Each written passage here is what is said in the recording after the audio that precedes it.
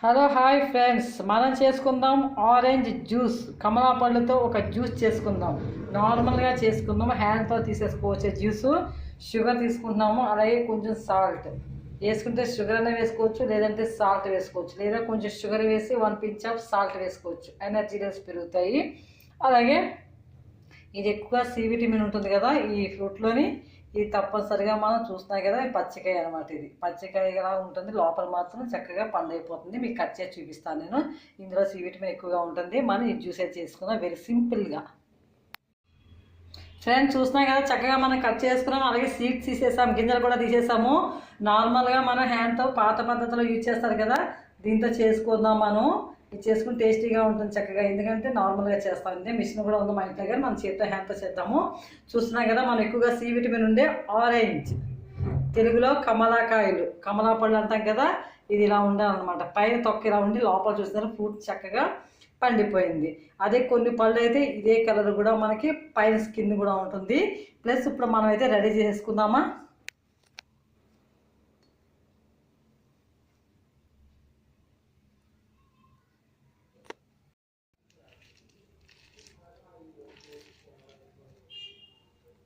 ఇలా హ్యాండ్స్తో చక్కగా మనం అందరి ఇంట్లోనే ఉంటాయి కదా, ఇలా తీసేసుకుని ఇలా వేసుకుందాం. మనం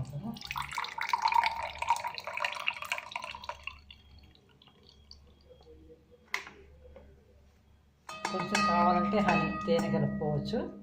అది స్వీట్గా ఉంటే అవసరం లేదు, కొంచెం కానీ వగరనిపిస్తే కలుపుకోండి, లేదంటే అవసరం లేదు. మనకి కొంచెం సాల్ట్ వేస్తాము, షుగర్ వేస్తాము. చూసుకొని షుగర్ వేసుకోవాలి. అలాగే కొంచెం హాట్ వాటర్ వేసేద్దాం. హాట్ వాటర్ వేయడం వల్ల మనకి నిమ్ము రాకుండా ఉంటుంది. అలాగే సాల్ట్ కూడా మనకి నిమ్ము రాకుండా చేసేస్తుంది. దీన్ని మొత్తం మిక్స్ చేసేద్దాం మనం.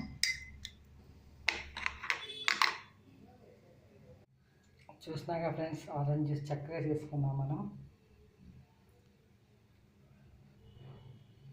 సి విటమిన్ ఎక్కువగా ఉండే జ్యూస్లో చక్కగా పిల్లలకైతే కొంచెం హనీ వేయచ్చు, లేదు అనుకుంటే సాల్ట్తో కూడా తాగొచ్చు కొంచెం వేసుకొని.